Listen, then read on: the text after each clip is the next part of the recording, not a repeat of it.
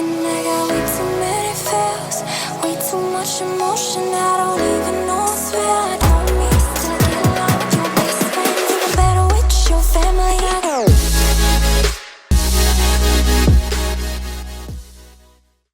Hello! Today's video is obviously a little bit different and I'm really excited.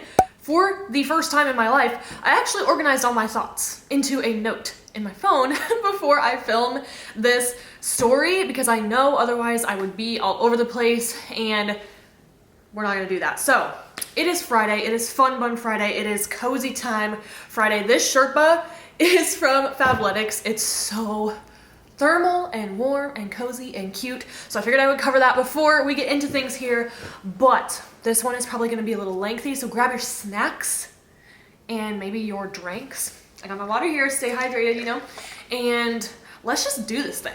Okay, so if you are new here, I do have my JD. I graduated from law school in December of 2018. I did not take the bar exam, and we're gonna tell the story today of just how all of that went down. I actually have another law school video, like my story about how I applied, like where I decided to go. I will link that in the description box. It's gonna be super interesting to go back and watch that. That was for my 1L year, but I wanna give you guys just like a little bit of a rundown before I entered law school, just so we can set the scene, if you know what I'm saying. So, I graduated undergrad from the University of Kansas, Rock Chalk. It is truly the best. I know a lot of people take a lot of pride in their universities, but if you went to KU, you truly understand how magical Lawrence, Kansas is. Like, I can't talk about it too much or I get too nostalgic. Like, I will literally get in my feels because those 4 years were definitely some of the best years of my life, and obviously college is a very transformative time. I was in Greek life, so I feel like that made my experience just that much more special to me, and it truly is, again, just like such a magical place. So I went to KU, and my degree is in Health Information Management. If you don't know what HIM, Health Information Management, it is basically the glue that holds health systems together behind the scenes. So it is a mix of IT, healthcare and insurance coding, risk management, compliance, like basically business healthcare, right? And we had to know just like quite a diversity of things. Like we had to be able to read an operative report and know how to code that to the insurance. We had to know how to do administrative tasks like create policies and procedures for employees and things like that. So I really, really enjoyed that program. And the way that it was structured was my freshman and sophomore year, I took classes, prerequisites in Lawrence, Kansas, and then once I got into the program, there were only, I can't remember, I think we started out with 20 of us, and I think 16 graduated. I don't know, but it was a very, very small program, and so junior and senior year took place, like my classes were at the Med campus. They were at KU Med, at the academic hospital in Kansas City, and so I would commute junior and senior year. And it was really awesome. I loved being in that environment because it just felt like just extra special and professional, right? And obviously I got into a very small program, which was really exciting, and I totally enjoyed that program and my time there. Basically what funneled me into law school is I took a legal class in the HIM curriculum and was introduced to like this boss, queen, attorney. Like she just rocks. Like she's so freaking cool and like successful and just a great human. So I interned with her because we had to do 2 internships to graduate with the HIM degree. So I interned with her at the law firm and decided, okay, I'm gonna go to law school. And so obviously I had her support, her letter of rec, which very much helped me because let me tell you, I bombed the LSAT not once, but twice. And my GPA, the letters of rec, they really just carried me in. So UMKC, University of Missouri, Kansas City, is where I went to law school. They took a chance on me and I was like, I promise I'm a good student. I just hate standardized testing. That's a whole conversation for another day. But long story short, I made it into law school. And I decided that Archie's over there playing with a pen. I decided that I was going to do summer start. So I was going to complete law school in 2.5 years.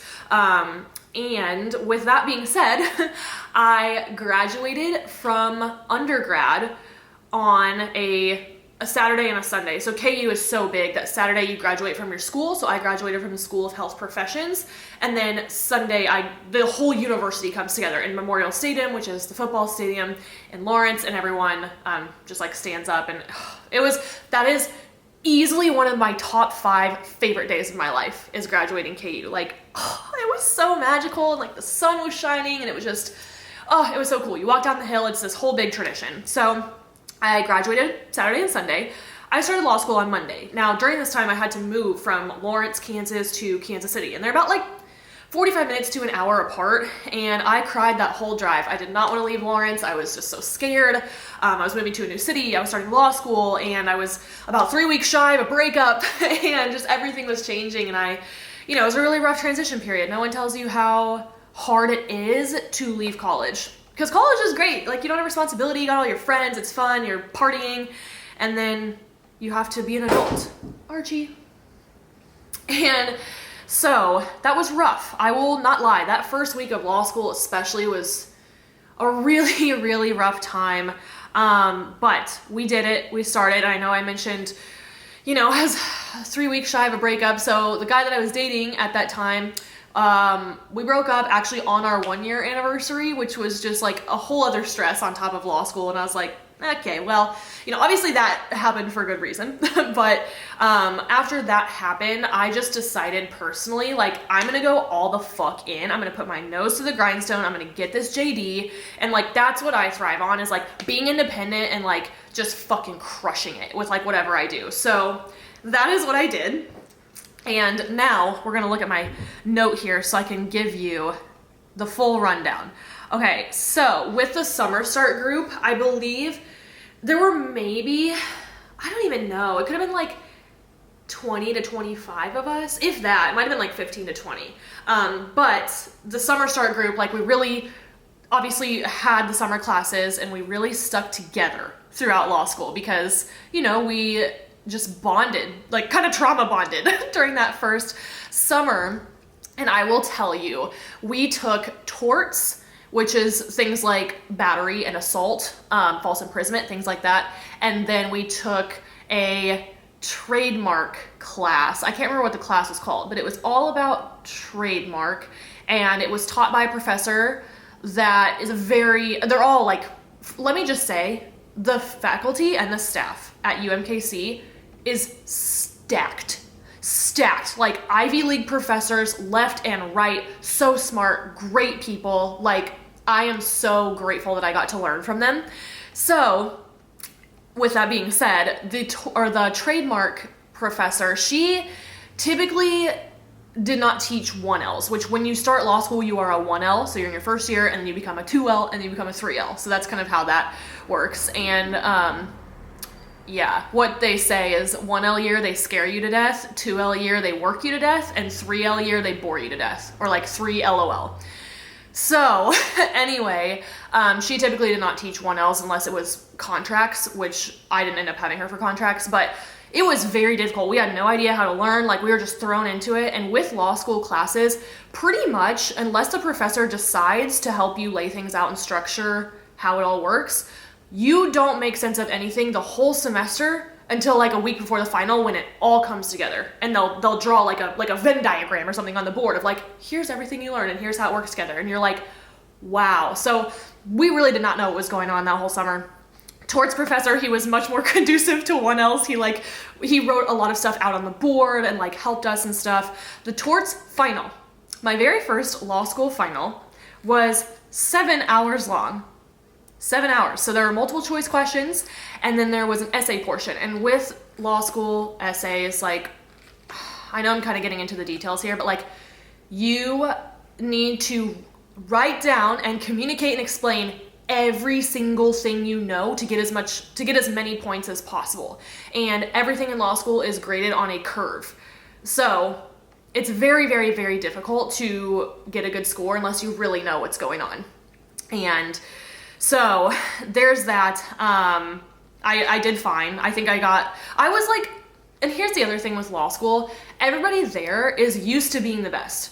Like, we've all been straight A students forever. We've all been top of our class. School has always been easy. I would say for the majority of us. I can't speak to everyone on that, but it's true. Everyone is used to being the best of the best. So then when you get to law school, you're competing against the cream of the crop, and it is so difficult. It is so difficult. So I will say I averaged a B+. And like, that is so annoying to me because I just wanted A's. But like in a class, say there's like 50 or 60 people in a class and it's graded on a curve, one person will get an A+, maybe two will get an A, and then maybe like 3 to 5 will get like an A-. And then most of the curve is in like the B range. Like there'll be a few more B+, a few more B's, a few more B-, more C+, and so on and so forth, right? And so it was very tough. I did snag a couple of A's, which is dope. I worked really hard for those, but I basically averaged a B+, and you know, it is what it is. So anyway, that was the first summer. Then 1L year actually starts in the fall when a bunch of other students join us, and you know, it's just weird because you're all like in a new environment, and some people, I didn't feel this very much at UMKC, but there are law schools where people are very, very competitive. They'll like steal your notes, they'll throw away your books, like you can't leave your stuff at the library table when you go to the bathroom. Like, I've heard horror stories, but UMKC, gratefully, is not like that. So I didn't struggle with that, but everyone was still, like, there were competitive people, of course. You knew who was the top of the class, and like, some people are nice about it, some people are dicks, like, whatever, it's law school. Most people have a complex. Archie. Stop! So fall semester is essentially just trying to tread water, but you're basically drowning the whole time. Like, you're trying to figure out how to get all your readings done every day and like be prepared for class, because in law school, they use the Socratic method, which means they'll cold call you. So if you are not prepared, if you don't have your readings done and your cases briefed and your notes ready, like, everyone's gonna know. So that'll incentivize you to do your homework real fucking fast. And as an Enneagram 1, I was always prepared. There was one occasion in my entire law school career where I was not prepared because I was a 3L. I was amidst my anxiety and I was like, I can get away from it, or I can get away with it. And she called on me and I just had to say I'm not prepared. But like, it happens to people. Like, by the time you're 3L, no one cares. So fall semester happens, whatever, we survive. And then spring semester comes along, and at UMKC, they have a very good mock trial team. So mock trial is where you get like fake cases, you know, whether they're criminal or civil, and you'll go into a courtroom with like, you know, the mock trial judges, like both the acting as the judge, but also like judging your skills, like while you're in mock trial, and you compete against people, and it's a very big deal. So a lot of the 1Ls were like, okay, we want to do mock trial. So you could do law review, which was like editing articles for publications on a regular basis. Law review is like pretty prestigious. I did not want to do that, okay? Legal writing and citation is a biatch. It is a biatch. Like, I know it, I could do it, didn't want to. So it's like, I'm going to do law review for like my extracurricular thing, or I'm going to do mock trial. And so there's a 1L tournament, and it's only 1Ls. You pair up with whoever you want, like you pick your partner, and then it was like a bracket challenge. So that took place on like a Friday and a Saturday, and I didn't really like actually want to do it. I was like, oh my God, that's so much work. Like, I did not want to do litigation, which litigation is where you are in the courtroom and you are representing your client, as opposed to doing like administrative stuff back at the office, working. Like, not very many areas of law require you to practice in the courtroom, like to do litigation. And I was like, I'm not about it. Like, it scared me. It scared me so bad. I was like, I could not be in a courtroom. Hell no.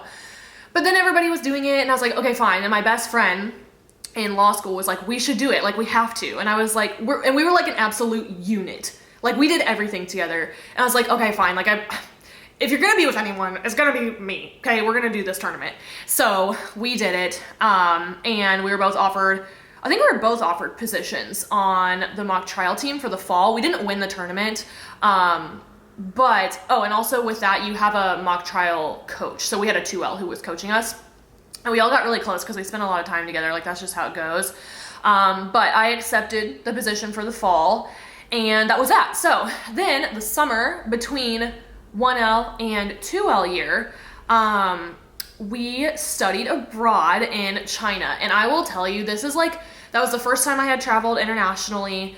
We were gone for 3 weeks. Could have stayed for 6, but I wanted to come home and do I wanted to work on things that I'll tell you about in a minute. But seriously, best experience of my life. International travel will really open your eyes, especially if you go like to countries that are very, very different. Like it was truly culture shock, like just threw us in. We studied abroad in Beijing, and Beijing is very interesting. The wealth gap is huge. So the people that are rich there are like extremely, extremely rich, like stupid wealthy, okay? And then the people that are poor are like poverty. It's poverty everywhere. Like the streets are dirty. It's just culture shock. And it was very interesting to be thrown into that and just like adapt with it. But I loved my time there. Like it was so cool. We take the subway everywhere. We go to class at PKU, Peking University, which is like a very prestigious university there. We got to, of course, we did sightseeing like every afternoon. It was fucking dope. Like I would go back for sure. But we did have a free weekend where we could travel anywhere. So we actually went to Shanghai, and I always feel very pretentious when I say Shanghai, but that is actually how it is pronounced. And now that I've been there, I'm like, I have to say it correctly. Everyone else say Shanghai. Say whatever you want, girl, okay? Boy, whatever. But we went to Shanghai, and so my best friend, he actually had a corporate job before he came back to law school, and he had like so many Marriott points racked up because he traveled for his old job. So we like balled out and stayed at a really nice place in the Bund in Shanghai, which is like the financial district, like on the water. And he just used his points, so it was like literally $0. This place was so nice. Shanghai's way more westernized. It's cleaner, more people speak English, like amazing. That was where I first had ahi tuna, and also, well, obviously in China, Peking duck. So good. Like I could go on and on and on about that study abroad experience. It was so fun. So stayed there for 3 weeks, came back, and I wanted to, make some money. So I worked at the law firm that I had interned at previously. And I also that summer worked on my R&W, which R&W is your research and writing development that is required for you to graduate law school. So you have to write I think it's supposed to be like at least a 30-page paper. You have a professor who is like your advisor. They help you with it, like pick a topic and everything like that. I originally thought, so I worked at a health law firm. I wanted to go into health law given my undergrad degree. And I originally thought I wanted to do a topic on that, but then I realized, I was like, dude, constitutional law is very intriguing to me. So I ended up writing my paper under my con law professor, who I really enjoyed him. Like, it's very hard to get a good grade with him, but I still enjoyed him nonetheless, because he is just very, like, I don't even know how to describe him, but he is just, like, such an intricate thinker and just very good at shifting perspectives. Like, he teaches con law. Like, of course he has to, So I ended up writing my research and writing about Title IX rights for the accused in sexual assault cases. So Title IX applies to universities. So I wrote about due process when people are accused of sexual assault on college campuses. It was so interesting. I'm so passionate about it. And I'm very proud of that freaking paper. So that was just a whole beast, and finally got that done. So then 2L year starts, and everybody knows that 2L fall semester is the absolute worst because you're taking really, really hard classes. Evidence, the most difficult class in law school, in my opinion. The most difficult required class. International law was like pretty tough too, but that was not required. So evidence, BizOrg, so business organizations, Fed tax, federal taxation, like those three, 2L fall semester, they just punch you right in the nads. Like, they're so hard. But what I will say is because I was doing mock trial at the same time, I learned evidence like in real time and like hands-on. Like, how can I get this admitted? Like, how can I object to these things? So that made evidence a little bit easier for me. I will tell you, that is the one final. I walked out of there and legitimately was sick. I was like, I failed that so hard. But I ended up doing fine. And that's just how it goes in law school most of the time. So I was taking the really hard classes. I was doing mock trial on top of that, which should be another like 5-hour credit class in itself. And I was also prepping. This is the first time that I decided to compete, and I knew it wasn't the smartest idea because 2L fall was so stressful, but I needed something to keep me grounded. And even though that was like the busiest time in my life, that was also when I felt just like the most structured and like the best. Like it got to a point when I had fasted cardio, I would get up at 3:45 a.m., drive to the gym, do my hour of fasted cardio, drive home, get ready, be at my law school desk by 7 a.m., go to class, go to the gym, come back to school for evening mock trial practice, and be there until like 8 or 9 p.m., depending what was going on. Then I go home, have to do all my readings. Like I became very efficient with my time. That is when I learned what time management really meant. So that was just a nutso time. I was also on the board for AWLS, which was the Association for Women Law Students. I honestly don't even remember my position 2L year, but I eventually became president for 3L year.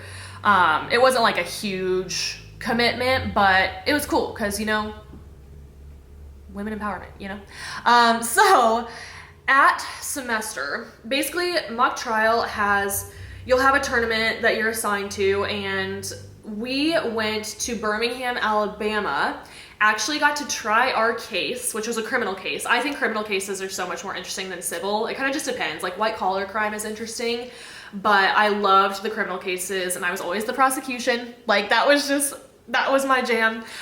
So we got to try our case in the same courthouse that the Rosa Parks case was tried in. So cool. Like just so cool. I got to say that. And I really liked Birmingham. We went to the Rosa Parks Museum. Didn't do well in the tournament. But you know, it is what it is. Mock trial is very hard. But then, so in the spring, there are national mock trial tournaments, and our coach for mock trial, he's like one of the best litigators in the country. Like I really admire him as a human, like really great guy. And obviously super smart at what he does. And he was like, I want to put you on the national team. And I was like, dude, like I can't do this anymore. Like it was so much time. Like I had no life. I was barely functioning, honestly.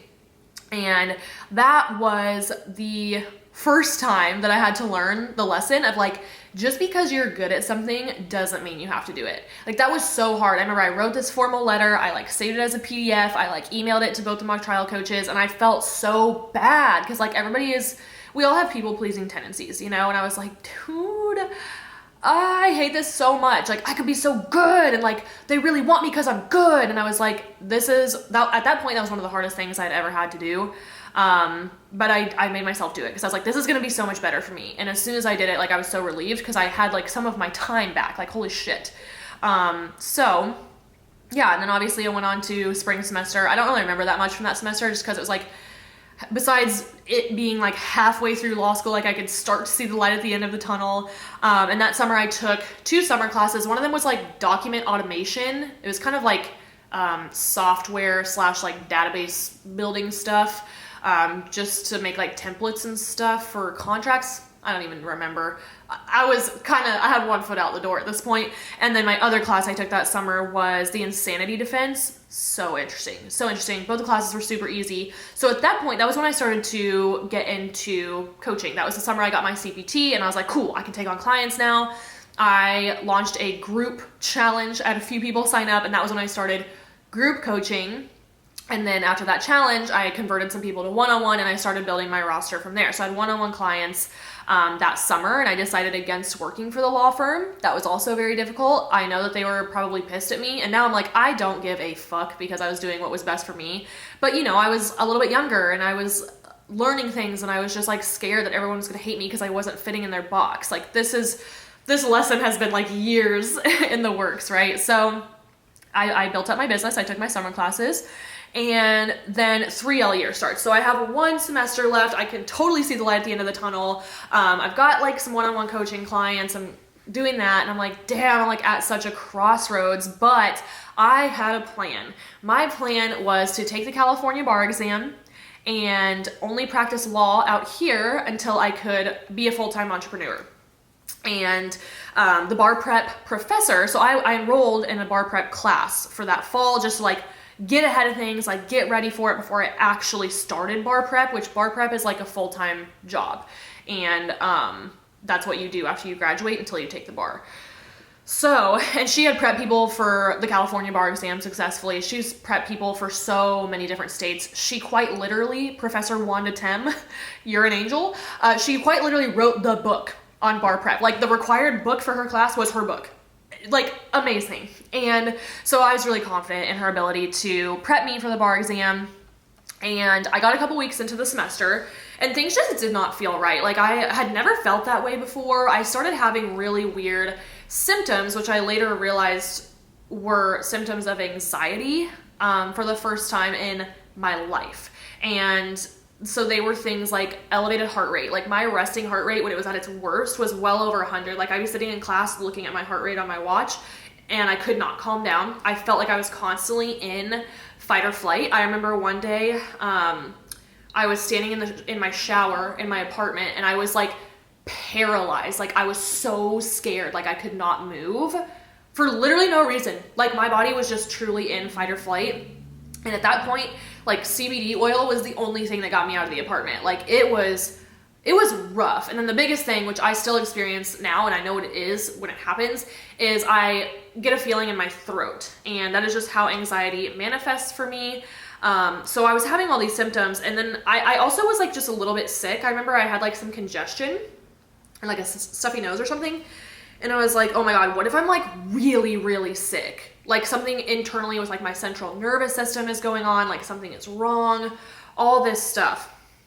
So it was a slippery slope and I freaked myself out more and more. Now, amidst all of this, I think the panic attack happened first. So basically one day I was in class and it was not a good day. I was not feeling right. I had like vertigo all the time. I was like, am I going to pass out? Am I going to like throw up? Like things were not right with my nervous system. And I started to really freak myself out. And so I asked my best friend, I was like, should I just go? Like, should I go to urgent care?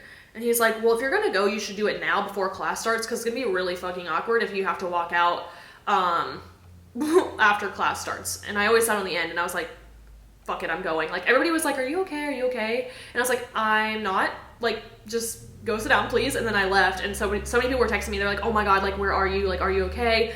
And I was texting my best friend's mom, who is a nurse, and she was also like my second mom for years. And I was like, this is how I'm feeling. Like, I'm going to urgent care. And she met me there. And I remember I just like collapsed into her arms in the parking lot, like just crying and sobbing because I was so scared. And on the way to that urgent care, I went to the first one and they were like, oh, our urgent care hours don't start till 5 p.m. So you can't come in without an appointment. And I was like, well, it's probably dangerous for me to be driving right now, but sure, I'll go kill myself. Like, okay.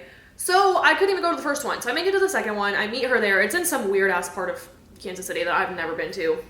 And I get in the waiting room and I'm just freaking out, dude. I'm like shaking. Like it was very scary. I literally thought I was going to die. I was like, this is it. And I specifically did not call my parents because I did not want their last memory of me to be me just like scared shitless, you know, like, ooh, I could cry just thinking about it now. Like that was the scariest day of my life. So they did like an EKG on me and like did a bunch of tests and whatever. And ultimately after subsequent appointments we just determined like, okay, it's anxiety. And you know, they offered to put me on meds and I was like, nope, I'm going to do this myself. Like if I need them someday, cool. But right now we're going to give it the holistic approach, the good old try. So yeah, after that, I was still kind of struggling. It's very foggy to me because I remember like I felt better and then I felt worse again. And like the panic attack was obviously like the pinnacle of everything. So that happened and I was like, you know what? No, we're not doing this. Like I am gonna figure this out for myself. Anxiety, like no one's above it, but I was like, I'm gonna figure this out. So I'm like, all right, something's gotta change. At this time, it is October 2018. I think I had the panic attack in September. Holy shit. Which is 3 years ago. Right now.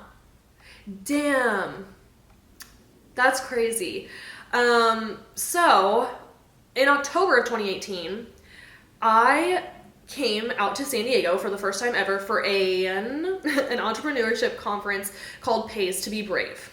And Pays to Be Brave changed everything for me. It was really geared toward women who were starting their businesses online. It was like a lot of mindset work about like, you can actually do this. And I realized like, I can actually fucking do this and I deserve to. And I deserve to take a chance on myself. This is also the first time that Lexi and I hung out. So we went to lunch one day. I like poured my heart out to her, and she's like, okay, well, like, we're gonna get you out here. Like, we're gonna fucking do it. And I was like, oh my God, this girl's gonna be my best friend. And we felt the same way, and it was so funny. So then when she dropped me off at the hotel to go back to Pays to Be Brave, I was like, she's like, maybe I'll come to Kansas for your birthday. Because Lexi was prepping at that time. So she was like just ready to travel after that. And I was like, dude, come to Kansas for my birthday and my law school graduation. Because they were the same weekend.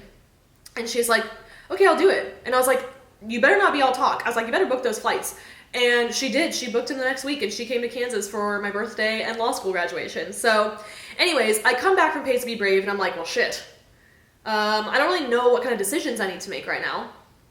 So basically, I really struggled internally with that.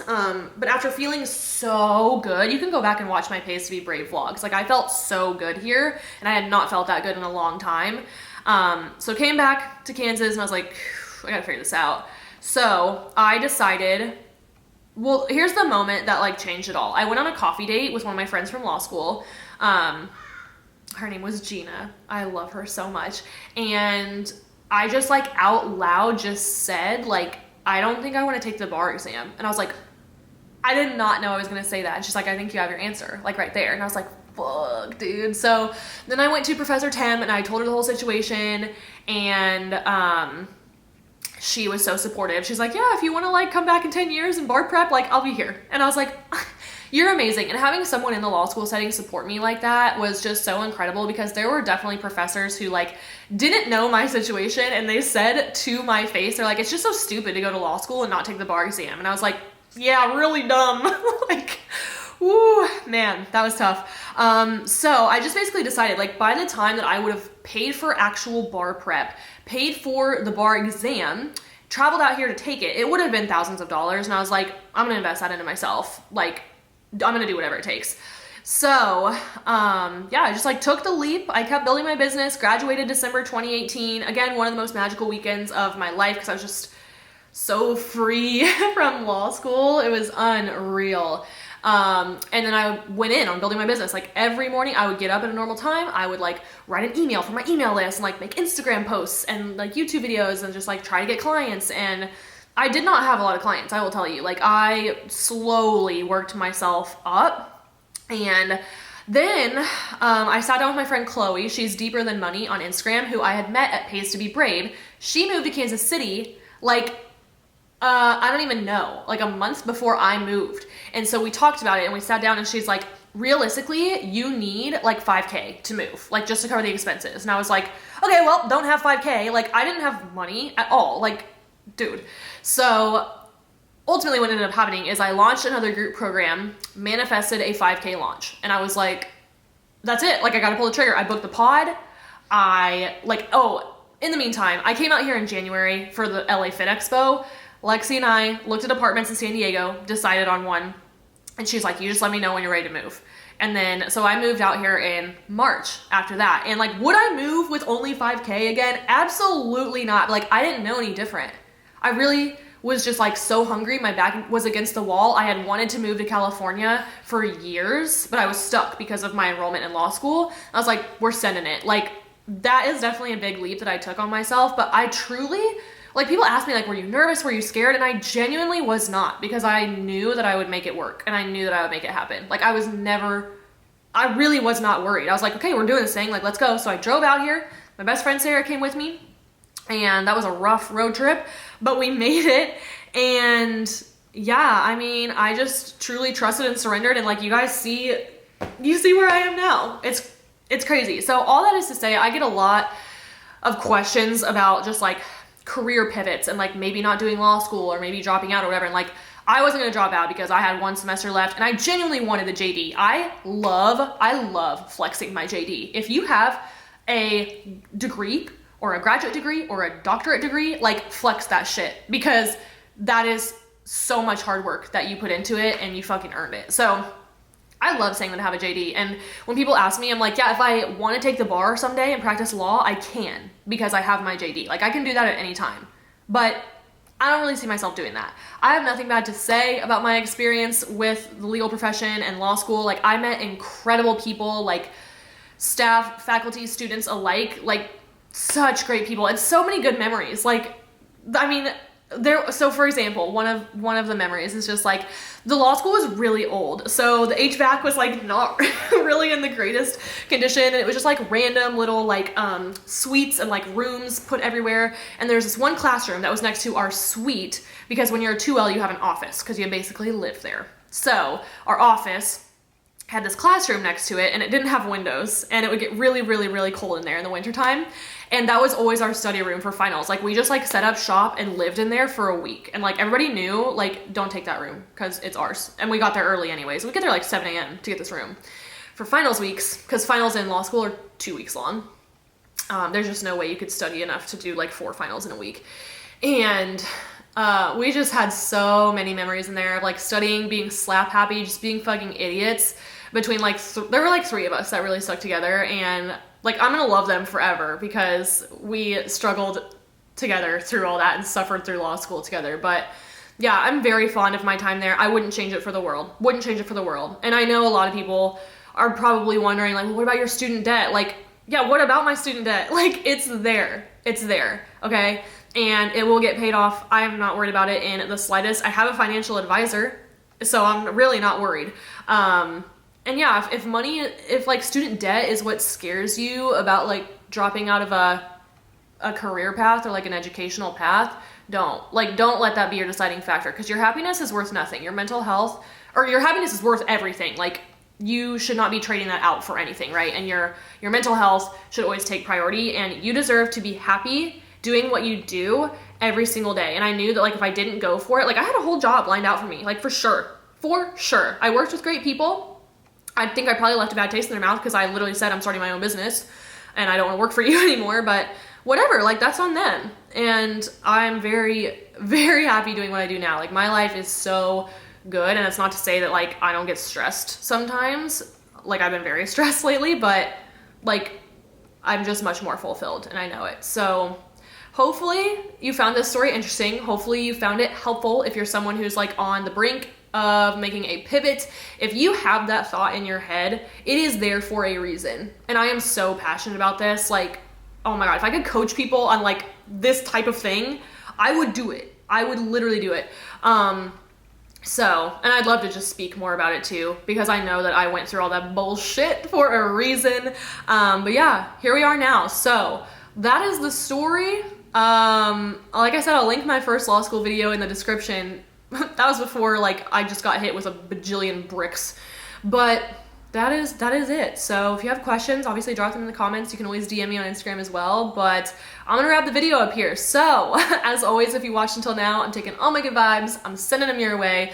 If you could give the video a thumbs up, subscribe, and hit that bell before you leave, that would be dope. And I will catch you in the next one. Bye. Oh,